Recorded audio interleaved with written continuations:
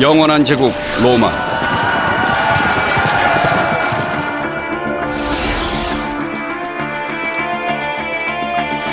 세계 제국 몽골.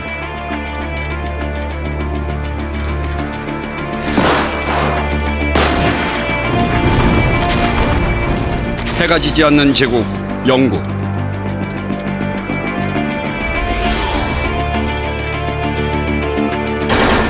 그리고 20세기 초강대국 미국까지.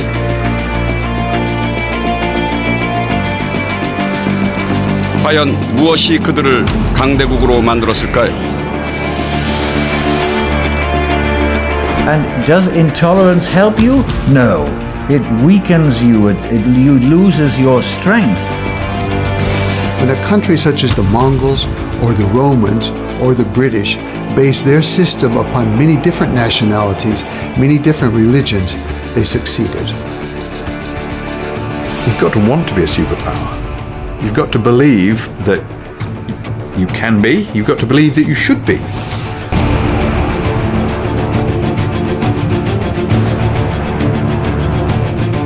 그리고 강대국이 되기 위해선 어떠한 리더십이 필요할까요?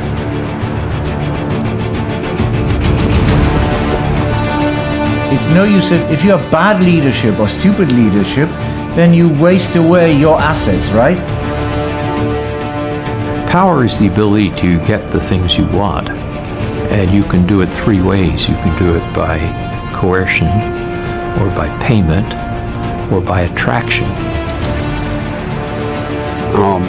It doesn't feel that it needs to rule the world.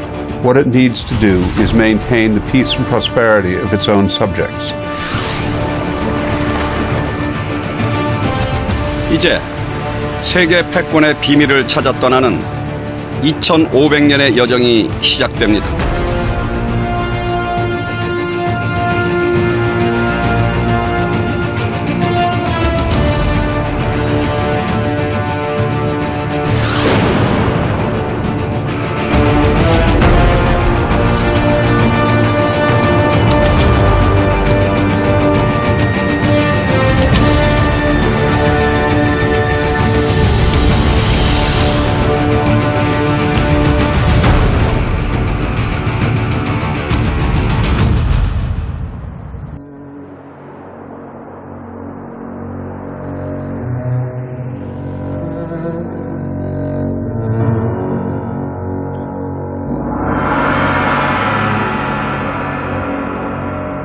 기원전 216년 8월 2일 이탈리아 중부에 위치한 칸나이 평원은 로마군의 참혹한 시체로 뒤덮였습니다.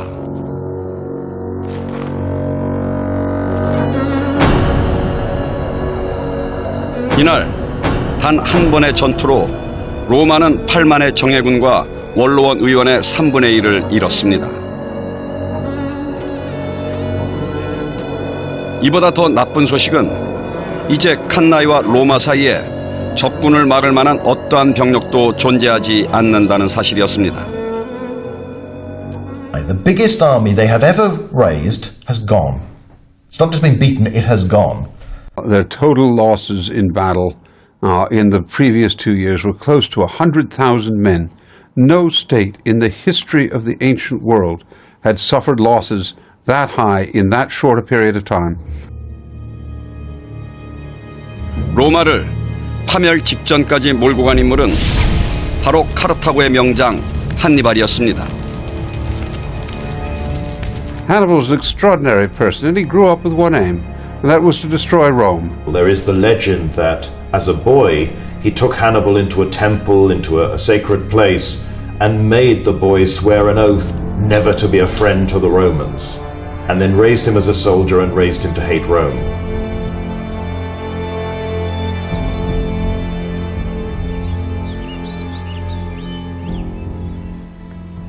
로마는 기원전 216년에 파멸 직전까지 갔습니다. 로마 역사상 이보다 더 참혹한 패배는 없었죠.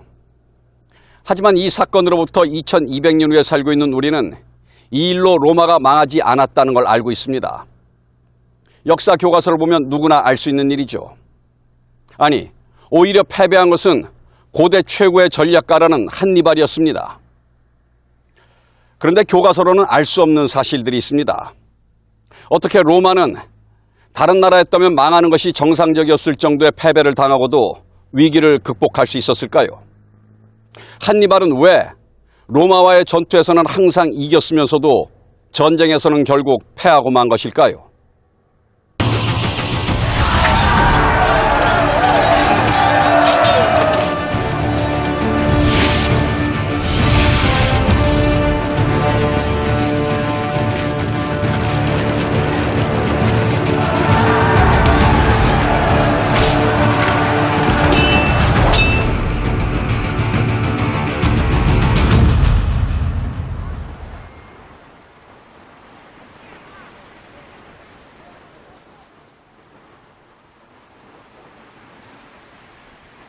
한니발의 고향인 카르타고는 현재의 튀니지 지역에 위치하고 있었습니다.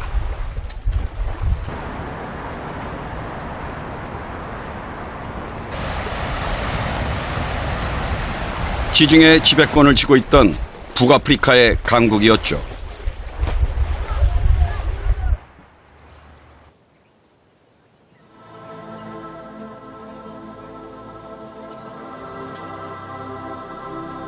하지만 로마와의 전쟁에서 참패하고 시칠리아와 지중해를 모두 빼앗겨야 했습니다. 당연히 복수심에 불타고 있었죠.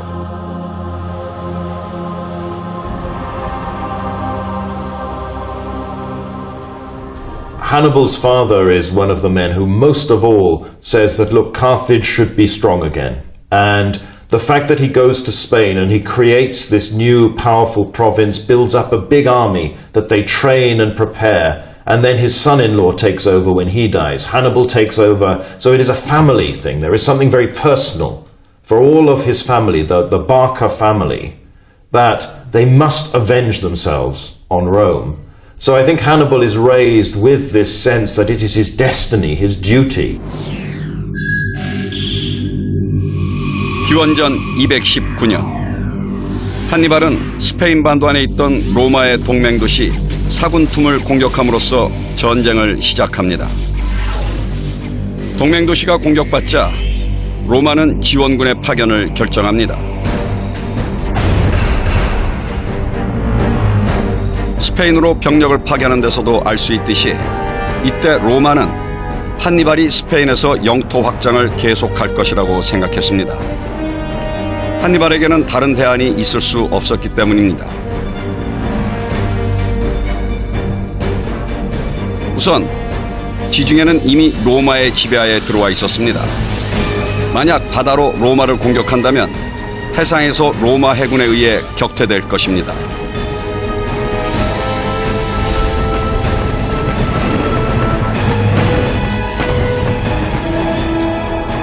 또 이탈리아와 연결된 육지는 알프스 산맥이었죠. 양떼를 모는 목동이라면 모를까 대규모 군대를 이끌고 알프스를 넘는 것은 불가능했습니다. They just didn't think Hannibal would come to Italy because that's not how the Carthaginians had acted in the past.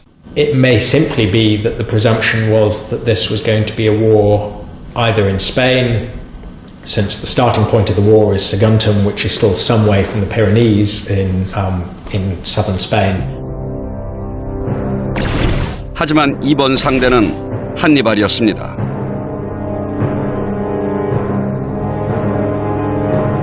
한니발은 혹한의 알프스를 넘는 모험을 감행합니다.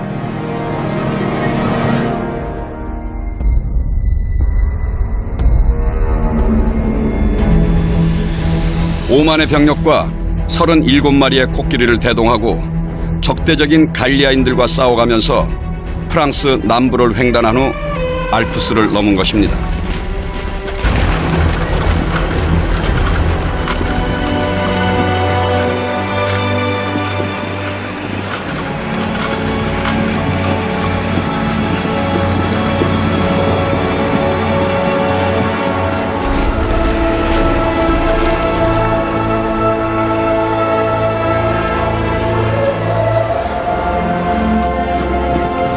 기원전 218년 11월 한니발의 군대는 이탈리아 북부에 도착합니다. 이제 한니발 이외에는 누구도 예상하지 못했던 전쟁이 로마의 앞마당에서 벌어지게 됩니다.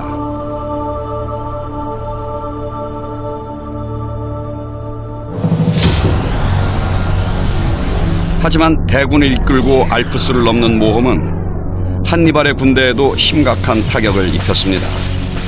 5만이 넘던 병력이 불과 2만 6천으로 줄어들어 있었습니다.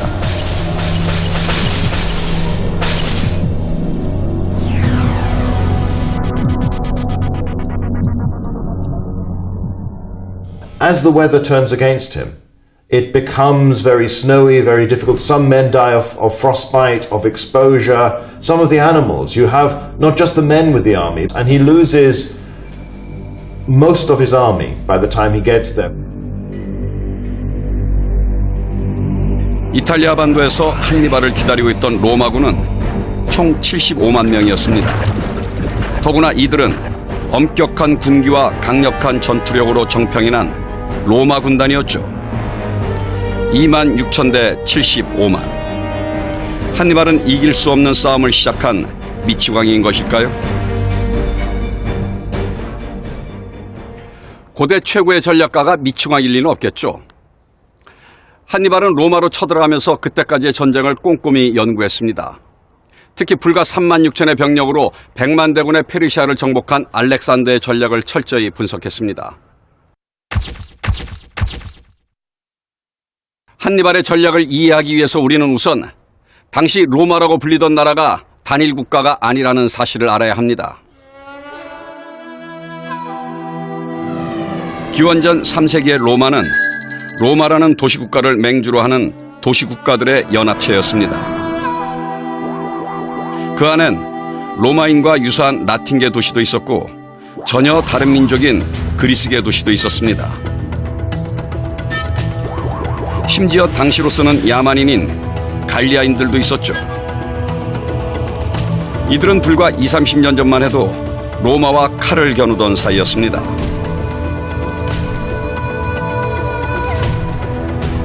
우린 이와 유사한 형태를 아테네에서도 발견할 수 있습니다. 전성기의 아테네도 로마처럼 도시국가들을 거느리고 있었습니다. 주변의 무수한 도시국가들이 아테네를 맹주로 받들고 있었죠.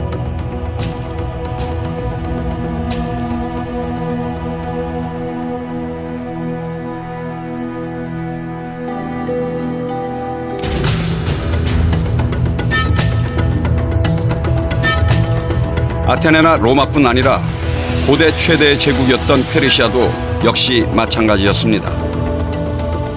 페르시아인의 패권 아래 메디아인, 이집트인, 바빌로니아인, 아시리아인, 유대인, 페니키아인, 그리고 그리스인들이 공존하고 있었습니다. 따라서 제국의 응집력은 생각보다 약했습니다. 대규모 전투에서 참패를 당하면 제국은 허망할 정도로 쉽게 붕괴했습니다.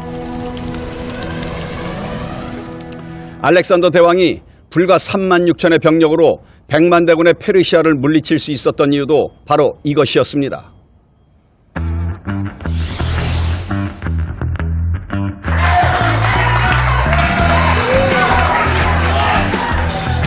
알렉산더 대왕은 페르시아와의 본격적인 첫 대결이었던 이수스 전투에서 다리우스 3세에게 압도적인 승리를 거둡니다.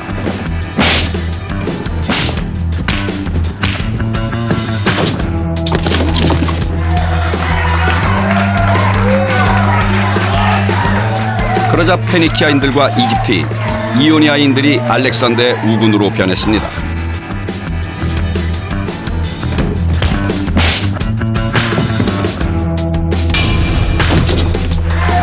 두 번째 대결이었던 가오가멜라에서마저 다리우스 3세가 참패하자 이번엔 메소포타미아 지방까지 알렉산더에게 성문을 열었죠.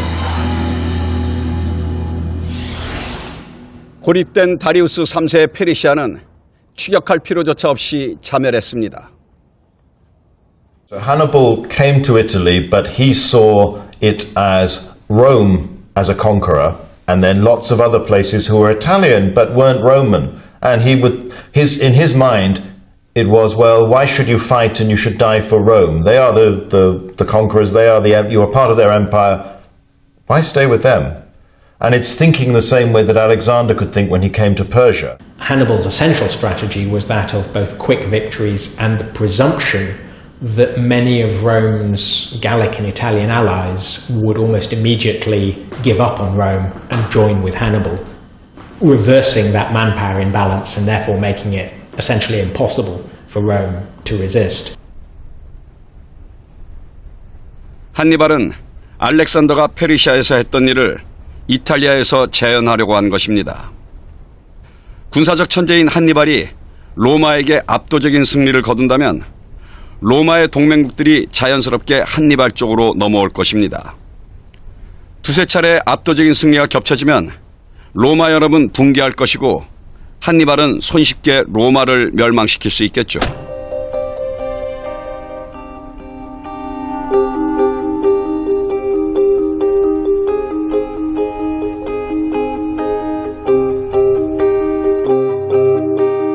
첫 번째 충돌은 로마가 가장 최근에 정복한 지역인 갈리아 키살피나 지역에서 벌어졌습니다.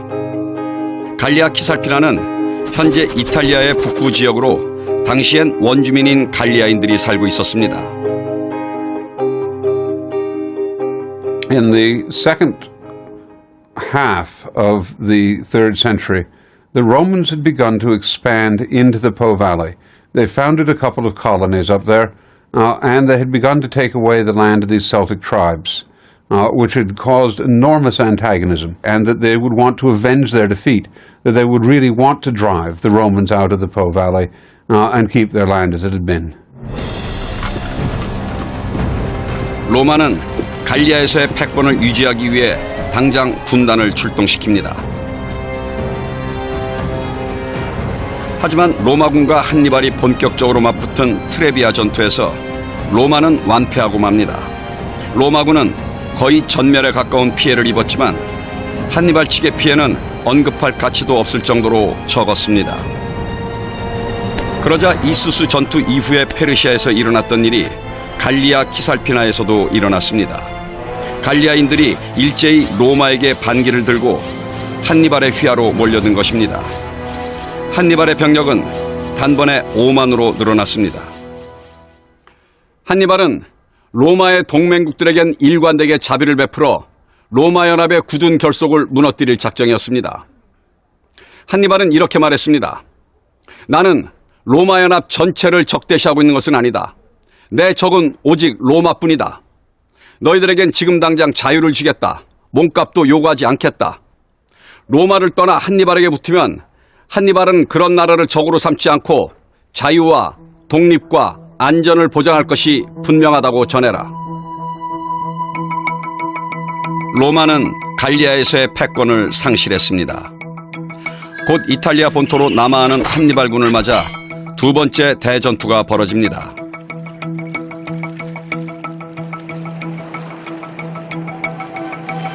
역사상 트레시메나 전투라고 불리는 이 전투에서도 로마군은 패배합니다. 국가원수격인 집정관마저 전사할 정도의 참패였습니다.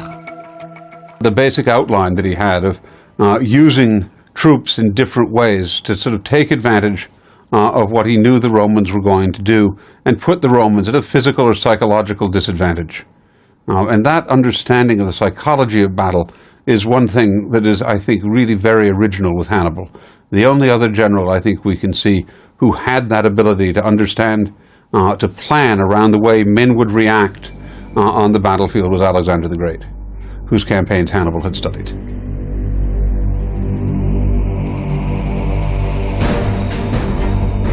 로마군을 물리친 한니발은 다시 움직이기 시작했습니다. 로마를 우회해서 이탈리아 남부로 남하한 것입니다. 갈리아인들과 라틴계 도시들에 이어 이번엔 그리스계 도시들에게 자신의 힘을 보여줄 차례였습니다. 이탈리아 남부는 곧 한니발의 무자비한 폭력 앞에 노출되었습니다. 한니발은 로마의 동맹국들을 약탈하고 파괴하면서 이탈리아 남부를 휩쓸고 다녔죠. And if the Romans won't fight him, then what he wants to do is march through their lands, burn their farmhouses, burn their villages, steal their cattle, eat their crops.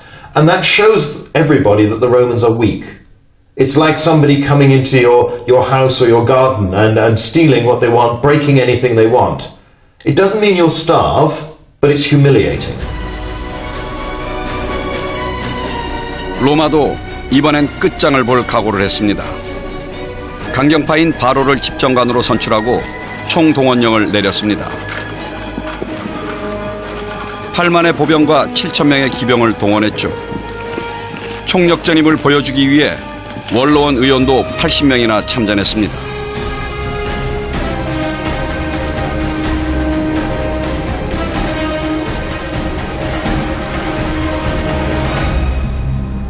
Well, Varro was told to fight with Hannibal. That's why he was elected. But he really didn't have a choice in the matter. He fought the battle at Cannae because that was the Roman strategy of the year, and that was what the two consuls had been told they needed to do. They agreed that they were going to do it. 기원전 216년 8월, 드디어 양군이 칸나이에서 만납니다. 페르시아 제국은 이수스와 가우가멜라 단 2번의 패전으로 붕괴했습니다. 로마도 2차례나 전멸에 가까운 패배를 당했죠. 물론 아직은 버티고 있었습니다. 하지만 3번째 패배가 겹친다면 어떻게 될까요? 한니발만큼이나 로마도 필사적인 싸움이었습니다. 칸나이 벌판에는 14만 명의 대병력이 집결했습니다. 지금까지 이탈리아 반도에서 이 정도의 병력이 한 장소에 집결한 적은 없었습니다. 로마와의 결전을 원했던 한니발이 그토록 고대하던 순간이 온 것입니다. 드디어 8월 2일 아침, 이곳 오판토강 오른쪽에 로마군이 진영을 갖추기 시작했습니다.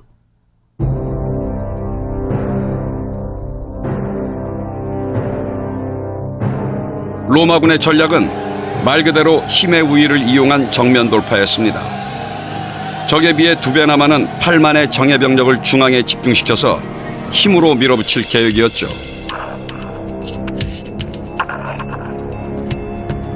한니발도 곧 진영을 갖추기 시작했습니다.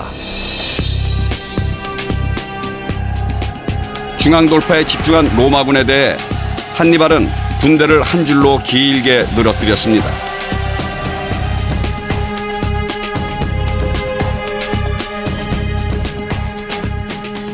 What was unique in Hannibal's battle formation was the way that he deployed his Celtic infantrymen in the center. And he didn't line the army up straight. What he did was he had the Celtic troops out in front a bit. And what this did was act like a magnet for the front of the Roman army, because what he wanted to do was to draw the Roman army in close. So they're advancing on a wide front, but they see this group out here. And so it's inevitable that they begin to press together, which is what Hannibal wanted, because he wanted them fighting without the proper intervals, which he knew would make them much more effective. And so by putting the Gauls out that way, he drew the Romans, further in, which gave his own cavalry better room to operate. It was an absolutely brilliant plan. 갈리아인으로 이루어진 일렬의 뒤에 한니발은 중무장한 정예 카르타고군을 배치했습니다. But they are completely separate from other Carthaginian armies. They are Hannibal's army. And they are all very good soldiers, and they are like a very good sports team that have practiced so well, they work together, and they trust each other. 한니발이 로마군에 대항하기 위해 준비한 것은 이것만이 아니었습니다. 한니발이 알렉산더 대왕에게서 배운 2번째 전략이 준비되어 있었습니다. 앞서 설명한 것처럼 한니발은 로마라는 강적에 맞서기 위해 알렉산더 대왕을 철저히 연구했습니다. 그러면서 페르시아 대군에 대해 압도적인 승리를 얻을 수 있었던 알렉산더의 비밀을 알아냈죠. 그것은 바로 기병이었습니다.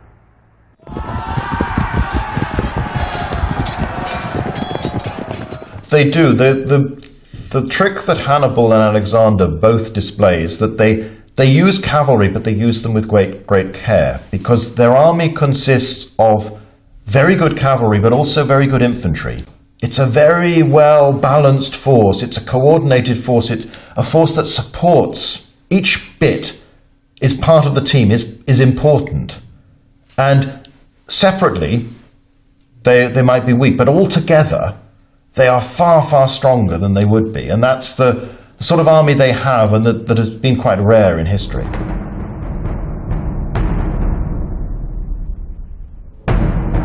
한니발의 군대는 비록 보병 전력에서는 적의 절반에 불과했지만 기병은 로마보다 우위에 있었습니다. 7,000명인 로마 기병보다 많은 1만의 기병이 있었죠. 더군다나 유목민 출신의 이들 기병은 로마 기병보다 전투력이 더 뛰어났습니다. 한니발은 이 기병대를 양쪽 끝에 배치했습니다. With Alexander the Great, you have the famous Macedonian pikemen. They go forward and they pin the enemy. They're pressuring him. And then Alexander sees the weak spot and goes straight at the head of his cavalry right at that point. Hannibal tends to use his cavalry to surround the Romans because the Roman armies are smaller than the big Persian forces. Hannibal understood the importance of the use of space on the battlefield. This was a crucial aspect of his thinking, and he needed more space for his cavalry to operate in. And that's what this formation enabled him to do.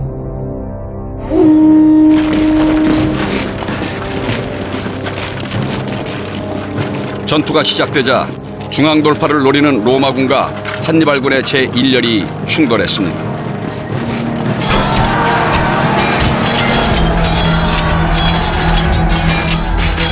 로마군이 중앙에 맹공을 퍼붓자 한니발군은 후퇴하기 시작합니다.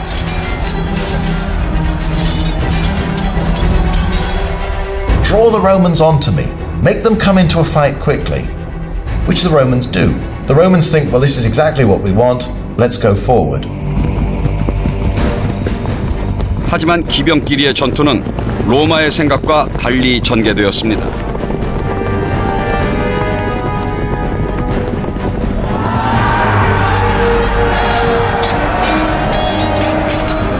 수적으로도 우세하고 전투력도 뛰어난 한니발군이 로마군을 몰아내기 시작했습니다.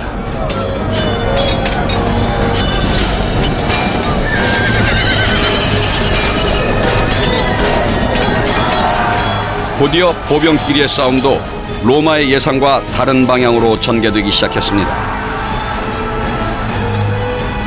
한니발 군대의 1열이 후퇴하면서 둥그런 주머니 모양을 만들자 정예병력인 카르타고 보병이 로마군의 좌우에 등장했습니다.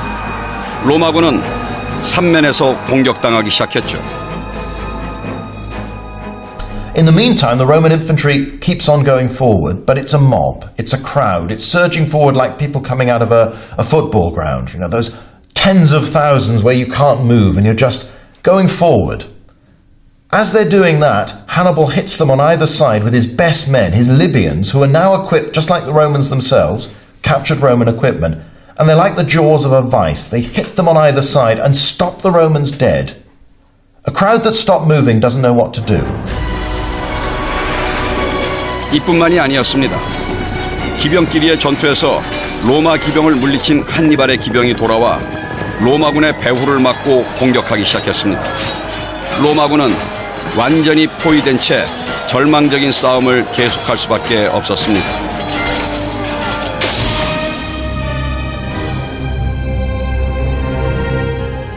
But those Romans aren't going to die easily. And what follows is hours of slaughter, done face to face. And you have to go face to face and kill each and every one of those Romans. Those 50,000 men who die mostly die in the hours that follow.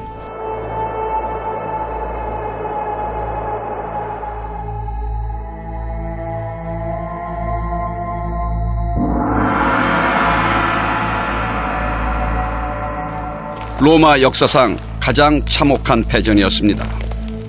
5만 명 이상이 살해되었습니다. 참전했던 원로원 의원 80명도 대부분 전사했습니다. 원로원의 3분의 1이 목숨을 잃은 것입니다.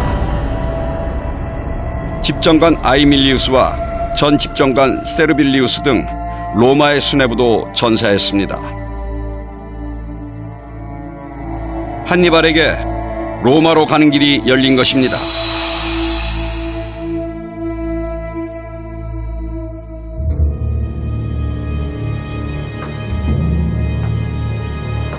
한니발은 칸나이 전투의 패전으로 로마 연합이 동요하고 있을 것이라고 확신했습니다.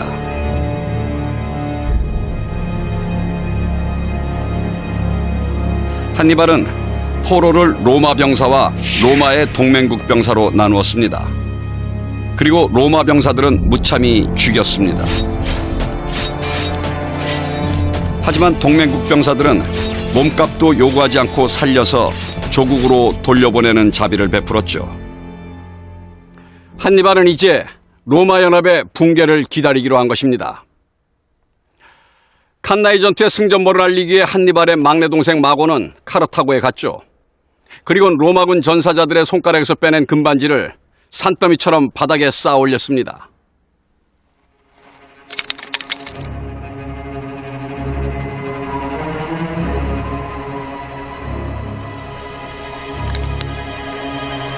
원로원에선 환호성이 터져나왔습니다. 최초의 세계제국이라고 불렸던 페르시아는 이스수 전투와 가우가멜라 전투 단 2번의 전투에서 패했을 뿐이지만 동맹국들의 이탈로 패망했습니다. 로마도 3차례의 전투에서 패했습니다. 이제 누구나 동맹국들이 로마를 떠날 것이라고 예상했습니다.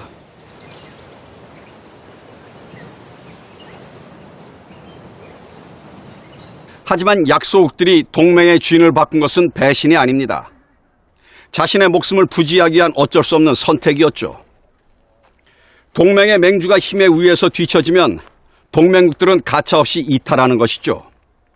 제국은 모래로 지어진 성처럼 허무하게 무너졌습니다. 자, 이제 로마의 차례입니다. 트레비아, 트라시메노, 칸나이 전투까지 3차례나 한니발에게 참패를 당했습니다. 역사적 사례를 비춰본다면 로마 연합은 곧 붕괴할 것입니다. 맹주로서 동맹국들을 지킬 힘이 없는 것처럼 보입니다.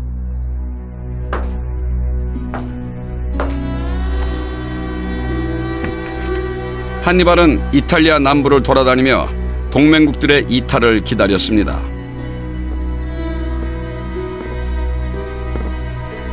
하지만 상황은 그의 기대대로 되지 않았죠.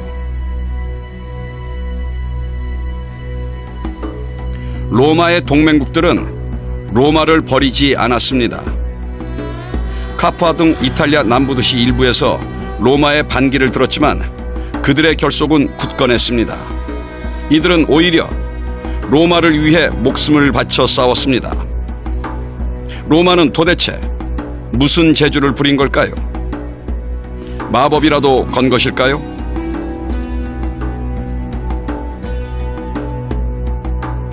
그 비밀은 바로 로마 시민권이었습니다. 건국 초기 로마인들이 사비니인 여인들을 약탈해서 아내로 삼은 이야기는 루벤스를 비롯한 많은 화가들에게 그림의 소재가 된 유명한 이야기입니다. 신랑이 신부를 안고 문지방을 넘는 서양 풍습의 기원이 된 일화죠. 하지만 그 후의 이야기는 잘 알려져 있지 않습니다. 사비니인 여인들의 약탈 이후 두 부족은 전쟁 상태에 돌입합니다. 자기 딸들을 훔쳐갔으니 가만둘 수 없었죠.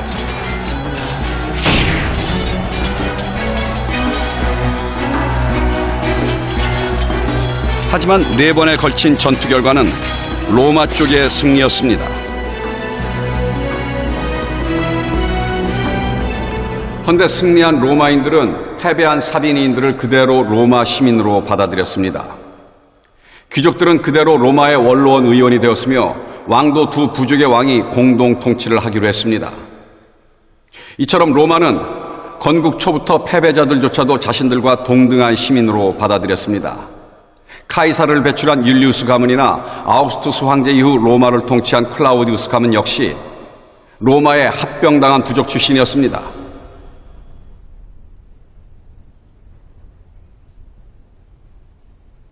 And then, let me just give you one other example where the Romans are really very different from everybody else. it's the treatment of slaves. The household slaves, here's your cook, here's your gardener, here's your janitor, here's your nanny for your kids, babysitter. They usually got freedom after 10 years. And then they, both men and women, and here's what happens. That's a really interesting part. Then they become what's called freed men or freed women. They're not citizens. But guess what? Their children are. Their children are. There's an automatic system in Rome for incorporating new people even into the Roman DNA, in the Roman bloodstream. And that's unprecedented, and I think it made Rome as effective and long-lasting. It's not that if you like, the origin of the individual is an issue, or their culture, or their background, or their religion. None of that is the consideration. The consideration is simply, what have you done in relation to Rome? 20세기 패권 국가인 미국과 로마는 그런 점에서 유사합니다. 미국은 지구상의 모든 민족이 뒤섞여 한데 어우러진 세계 최대의 다민족 국가입니다. 인종의 용광로라고 불리기도 하죠. 미국엔 백인, 흑인, 아시아인, 중남미계 이주민인 히스패닉 등 정말 다양한 인종이 살고 있습니다. 하지만 그들은 모두 미국 시민권을 가진 미국 시민이죠.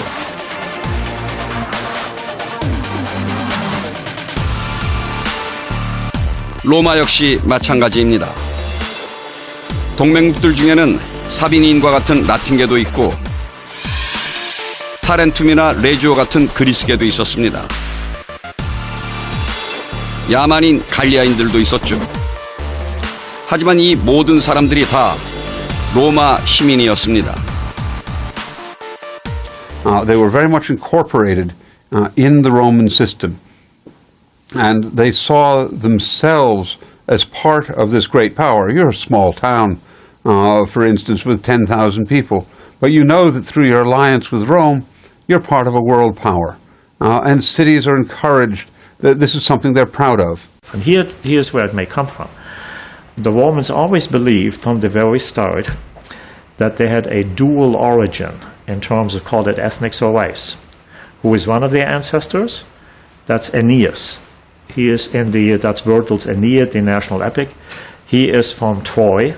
So he is the one who would say, yeah, this is our Asiatic ancestor. And then you have the one that is named after Rome, that is Romulus, and he is from Italy, he's native, but you always have that mix. See, they always consider themselves a mixed nation. And this is why they're so open to other cultures, coming in. 로마가 이탈리아의 패권을 장악하기 위해 마지막까지 대결한 상대는 삼리움족이었습니다. 강건한 산악민족이었던 삼리움족들은 로마인들에게 여러 차례 패전을 맛보게 했으며 무려 40년 동안 전쟁을 계속했습니다. 40년간 싸웠다면 원한이 사무칠 만한 사이가 되었을 것입니다. 하지만 무수한 희생을 치르고 삼리움족들을 굴복시킨 로마는 이번에도 그들에게 시민권을 나누어주는 정책을 취합니다. 아니, 단지 시민권을 나누어주는 정도가 아니었습니다.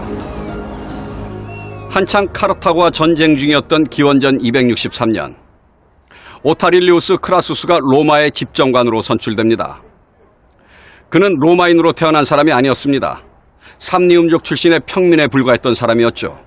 그런 그가 로마 시민권을 얻고 전쟁을 지휘하는 국가 최고 지휘관이 된 것입니다.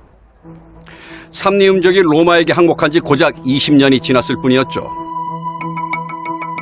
이건 동시대 고대 국가에서는 찾아볼 수 없는 방식이었습니다. 로마보다 훨씬 먼저 에게해와 지중해의 지배자로 떠올랐던 아테네와 비교해보면 그 차이를 분명히 알 수 있습니다. 당시 아테네는 델로스 동맹의 맹주로서 에게해의 지배권을 장악하고 사실상의 제국으로 군림하고 있었습니다.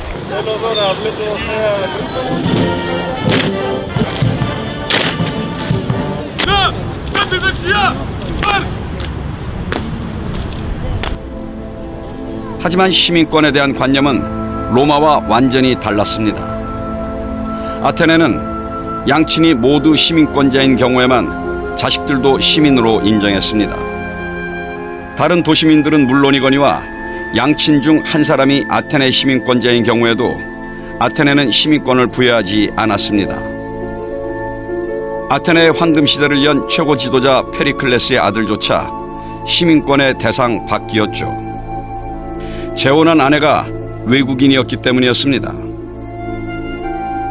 Right, and so when Athenians included other Greek islands into their growing empire, they did not make them citizens. They did not even open them a route to citizenship. All right, and so that means that that those other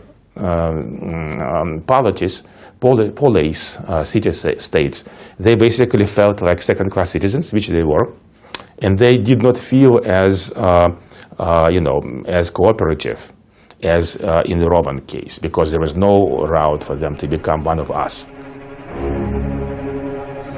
아테네와 함께 그리스의 양대 강국이었던 스파르타의 시민권 제도는 더 폐쇄적이었습니다.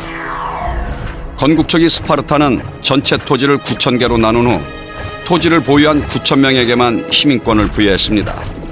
그리고 아테네의 경우처럼 양친이 모두 시민권자인 경우에만 시민권이 주어졌습니다. 외국인은 반기지 않았죠.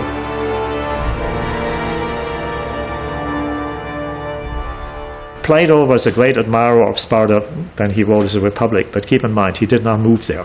So there are limits. It's not a magnet for people to move in there and participate in all the opportunities. So they kind of stick to themselves. They're very limited. 결국 스파르타는 로마와는 정반대로 시민권자가 점차 줄어들기에 이릅니다. 기원전 480년쯤 전성기의 스파르타 시민권자는 8천여 명이었지만 불과 100년 후인 기원전 371년에는 시민권자의 숫자가 고작 1,000여 명밖에 되지 않았습니다. 아무리 스파르타인이 무적의 전사라고 해도 1,000명밖에 안 되는 시민으로 패권을 유지하는 것은 불가능했습니다.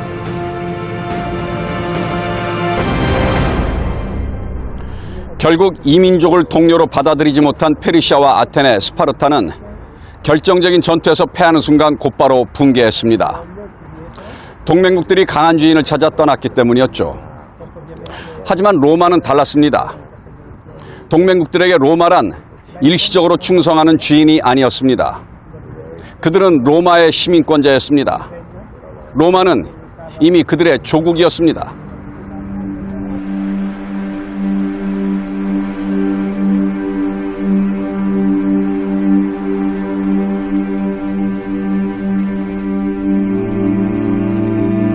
자, 한니발에게로 돌아가 보겠습니다. 한니발은 이제 진퇴양난의 상태에 빠졌습니다. 알프스를 넣으면서까지 감행한 이 모든 전략이 수포로 돌아가는 순간입니다.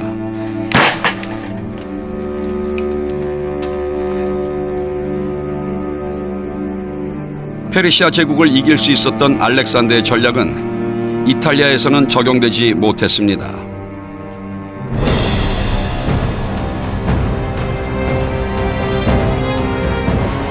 더군다나 칸나이 전투에서의 패배로 한니발과의 정면 대결이 가져올 위험을 깨달은 로마는 전략을 바꿉니다. 지구전 전략을 추구해온 파비우스가 전시사령관인 독재관으로 등장한 것입니다.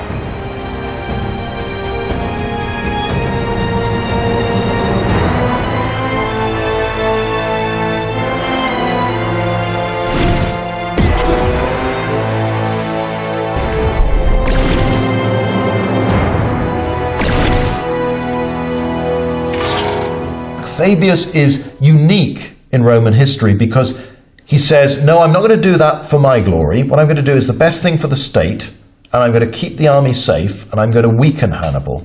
And in the end, we'll be strong enough to beat him, or his army will just wither and it will all die. 지중해의 제해권을 로마가 차지하고 있는 상황에서 카르타고 본국으로부터의 지원도 불가능했습니다. 10년이 넘는 기간 동안 본국으로부터의 지원은 단 한 차례뿐이었죠. 한니발은 계속 줄어들기만 하는 병력을 거느리고 이탈리아 남부를 전전할 수밖에 없었습니다.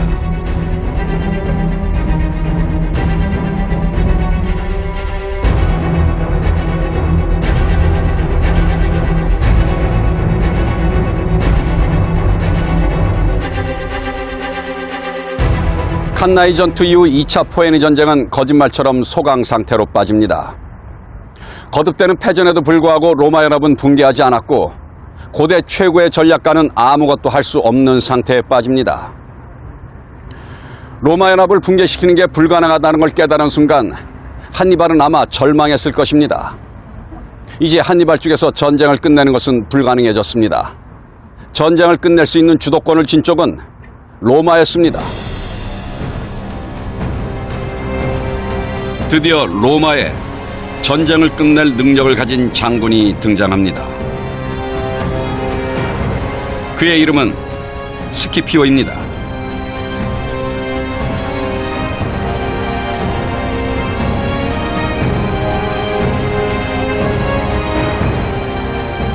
He trains his army, then he's very aggressive. He's always surprises the enemy. He's learnt from the enemy. He starts to see, well, Hannibal has always outwitted us.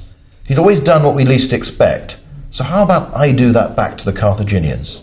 He then defeats Hannibal's brother and then the other Carthaginian commanders in Spain, almost doing what Hannibal had done at Cannae. He weakens his centre, makes his wings strong, and he envelops them. His army becomes as good and then better than Hannibal's own. 기원전 202년 여름, 카르타고 남서쪽 자마에서 마지막 전투가 벌어졌습니다. 스키피오는 한니발의 전술을 모방하여 한니발을 물리칩니다. 한니발은 자마에서 단 한 번 패했을 뿐이지만 결국 전쟁에서 패배합니다. And at the Battle of Zama, he fights like Hannibal does, and Hannibal doesn't have an answer because he's lost all the advantages, and it becomes a slogging match, but Scipio wins because he's got the better army. 카르타고가 패배함으로써 드디어 지중해는 로마인의 바다가 되었습니다. 로마는 이제 본격적인 제국의 길을 걷기 시작합니다. 한니발 전쟁이라는 위기를 통해 로마는 오히려 세계 제국으로 성장하는 계기를 마련한 것이죠.